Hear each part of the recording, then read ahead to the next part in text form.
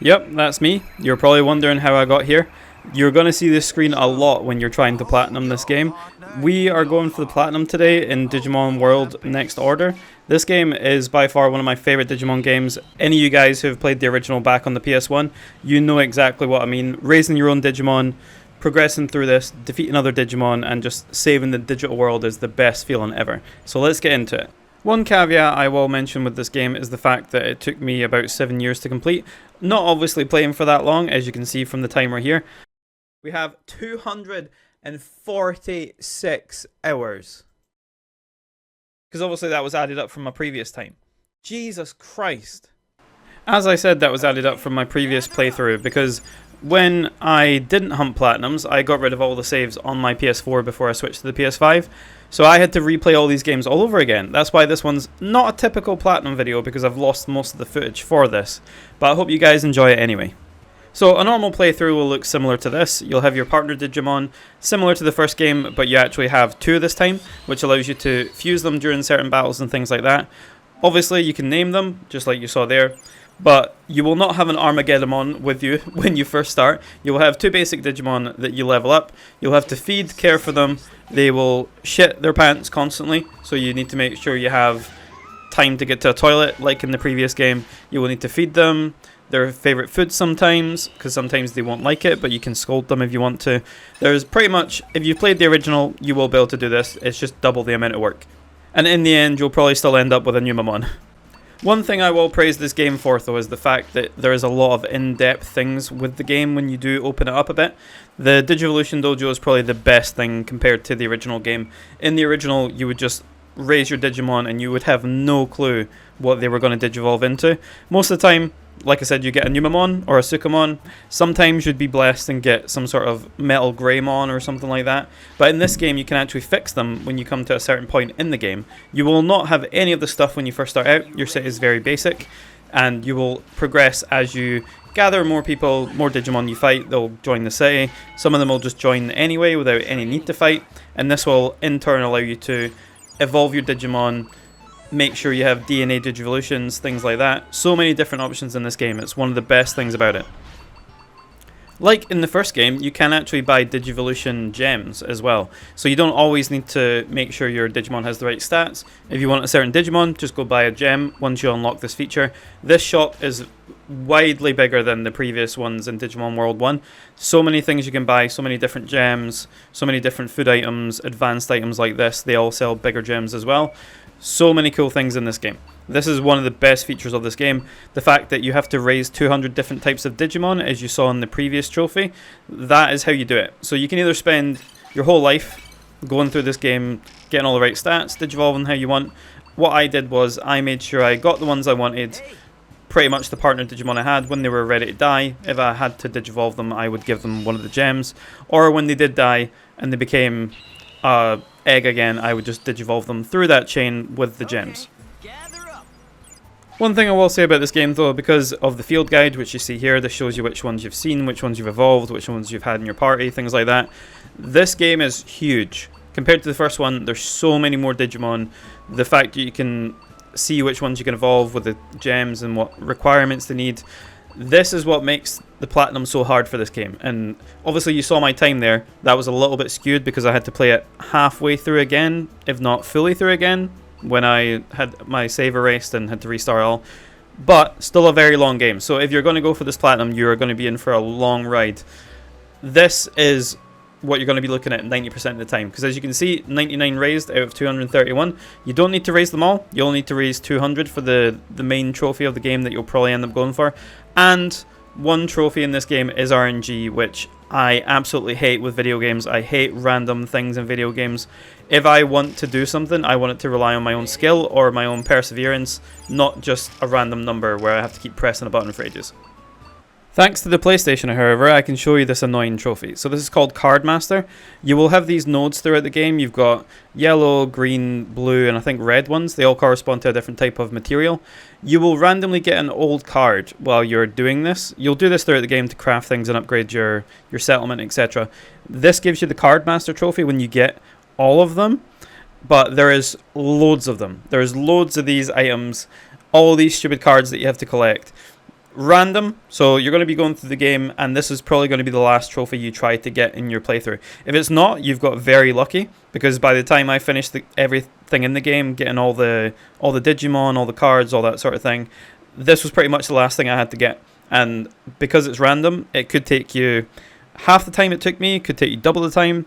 Don't get me wrong, they look cool as you can see from here, but they are not worth the time. This is one of the worst ones in this game. So how's the gameplay, you ask? Pretty much similar to Digimon World 1, if you've played it. You have your partners just kind of doing what they want to do. You can set them to do a certain thing, whether it be using certain moves differently, spending more of their MP. You can throw items at them to buff them. There is a different mechanic within this game, unlike the first one. Because you have two Digimon partners, you can actually fuse them during the battle. It's a EXE Digivolution, and it makes them way stronger. It depends on which Digimon you have. Not all Digimon can fuse. And you can do big attacks like this. So this is me getting hit by this attack, unfortunately. But because he has a lot of health, I can throw healing items at him. And yeah, pretty much most fights go like this. The main thing I have noticed about playing this game, because when I first played the original Digimon World, I had no clue what the hell I was doing, and I would just get rinsed by pretty much every Digimon. Similar to this game, when I went to areas, I would die really fast, my Digimon would just get completely obliterated. I would always suggest stock up on healing items. That's the main thing you want to stock up on this game. Healing items and MP items if you really need to. And then when you're leveling your Digimon up, make sure you're pressing L1 and R1 together just to make sure they can do their ultimate attack at the same time. You can also do the EXE Digivolution from there, which makes them way stronger. And even if you have weak-ish Digimon, when they do fuse, they become super, super powerful. So that's how I got through quite a lot of the harder areas at the start of the game, before having super powerful Digimon like I have here. Even when you have powerful Digimon like this, the end game enemies, or even like quite further on enemies, will take your health down like crazy. As you can see, he's level 45 and he's only half health, even though my Digimon are doing crazy attacks to him. This is a dual skill where you do both attacks at the same time, and big damage, almost dead, so this is one of the things I would recommend doing. Do both of the attacks at the same time.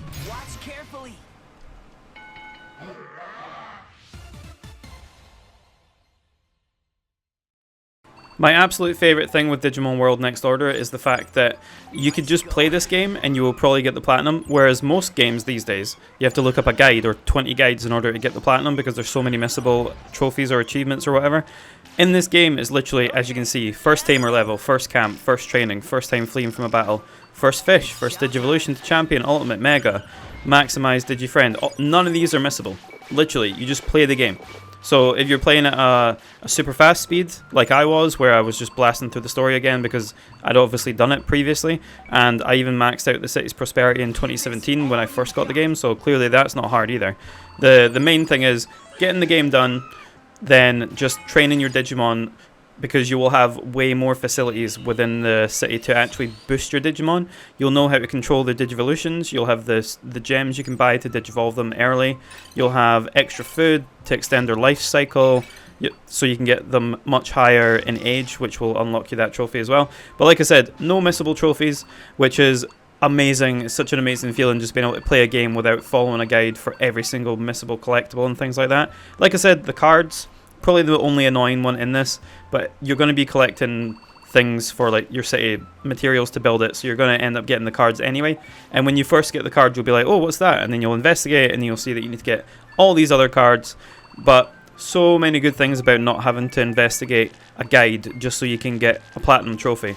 So much fun with this game, just being able to experience it, because the whole point in Digimon is just training your partner, experiencing the world with your partner, and the fact that you don't need to follow a guide to do this and you can just enjoy the journey is one of my favourite things about this game. One of the best additions to this game is the fact you can actually increase your tamer as well. So you have all these different things with basic, trainer, survivor, commander, and they just basically boost different things. So you can carry more items with carrier type, you can increase your Digimon's life cycle, like how long they can live, because they're quite short at the start of the game. You can inherit more things when you level up, boost the things from training, like strength or speed or stamina, and then life care, all these sort of things that you can boost their happiness, which is one thing you need when you want to boost their bond for when they fuse. you need to have their bond at quite high when they fuse during their actual battle. And so many things like this makes it so much better, because unlike the first Digimon world, you could only increase your Digimon, you couldn't really do anything to your tamer. This makes it so much more beneficial because you can pick and choose what you want to do. You can recover things while roaming around, all that sort of stuff. So many good additions with the fact you can increase your tamer. I did say one of the most annoying trophies in this game was collecting all the digicards. One of the other ones that is really hard to do in this game is the Colosseum. I initially thought I would just boost my Digimon up to Mega Level or Extra Mega Level when you fuse them with DNA Digivolution and just have the craziest powerful Digimon. Unfortunately, when you're doing this, you do need certain levels, so you can't just go in and trounce champion level Digimon with Mega. Sometimes you need to have the specific level of Digimon to do one of the Colosseum challenges. That's what makes it difficult. There is a bunch of guides online which I used personally to get through them, so I recommend them fully. I'll put a link in the description for them. And yeah, they do take a lot of time and effort, these Colosseum challenges. You can use items though. Some of them will stop you from using items, so that can be a bit of a pain. But most of the time you can use certain items in the battle. And when your Digimon are strong enough, when they're at the Mega level, you will just be trouncing these. But it's the lower level ones that will probably give you the issue. But once you've done that, you unlock the completing all the Colosseum challenges. And you get a bunch of different rewards as well that you can use and buy gems and other things like that. So they are well worth doing even if you have completed them all. One thing I did mention, you'll be seeing the reborn Digimon screen quite a lot. That is actually part of a trophy too. You will probably get this throughout the play of the game because you will be dying quite a lot. Not through combat, just because your Digimon will age to the point where they will just die, unless you use the items to extend their life cycle. But when you're playing through the game normally, you won't really be doing this. You'll just be playing it as normal, your Digimon will die, they'll carry over some stats, and you can keep rebuilding them into a better, stronger Digimon. This is one of the things with the journey. It'll feel really bad when you have your perfect setup and then they'll both just die and you'll have to rebuild the entire thing again. That's all part of the journey. Don't be annoyed about it. Just build your Digimon back up, and by that point you will have probably gained more people in the city, so you can boost a bit quicker. One of the things I will put in here as a little tip is once you've got things like the 100 Digimon, 100 types of Digimon, or if you haven't got the 20 reborn times for your Digimon, what I can suggest when you have your city built out a little bit more like I have, you can actually buy things called devil chips. What these do is they take lifespan off of your Digimon, and this will allow it to die quicker, so you can reborn it and then give it chips, give it crystals, so that it can actually become another type of Digimon. So if you haven't got the 200 Digimon, that's how I managed to get that one so quick. And like I said, that was pretty much one of my last ones, as well as the card thing for all the Digimon cards.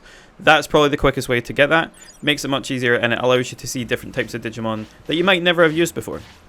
So there's not really much more I can say about this game apart from I absolutely loved the journey, even though I had to do it pretty much twice and spend double the amount of time. I love Digimon. I really hope that they do make a third one of Digimon World, because as much as I like the hacker style games where it's the RPG like turn-based type, and we're getting a new one soon in October I believe it is, these games are by far my favourite, just because you can raise the Digimon. It feels like you're closer to them because it's this specific Digimon that you've raised up. And even though the combat's not the best because you can't really control them as much, it does feel a lot better. But this is pretty much how we got the Platinum. We just played it all again from start to finish, got all the trophies, basically found a few tricks for killing the Digimon faster and then evolving them with the gems, etc. I really hope you guys have enjoyed this Platinum video. It's been a bit weird compared to the other ones I've done from this channel and my other channel, just because of the fact that it's really short and it doesn't really detail much of the trophies. But like I said, this game, the journey is just playing the game. All the trophies will come in time. There's no way you're going to miss any of the trophies. There's no missables. The only thing is a little bit of RNG with one of the trophies, which did annoy me a little bit. So I would say that one's probably the most annoying one in the game. But the fact that you get to see so many different types of Digimon, the game is much bigger than the original in my opinion, and so many different improvements make this game by far better than the original, which you would never think because I've got such nostalgia for the original. Thank you guys so much for watching. You guys have a great day. Go raise those Digimon, and hopefully I will see you in the next video. Bye bye.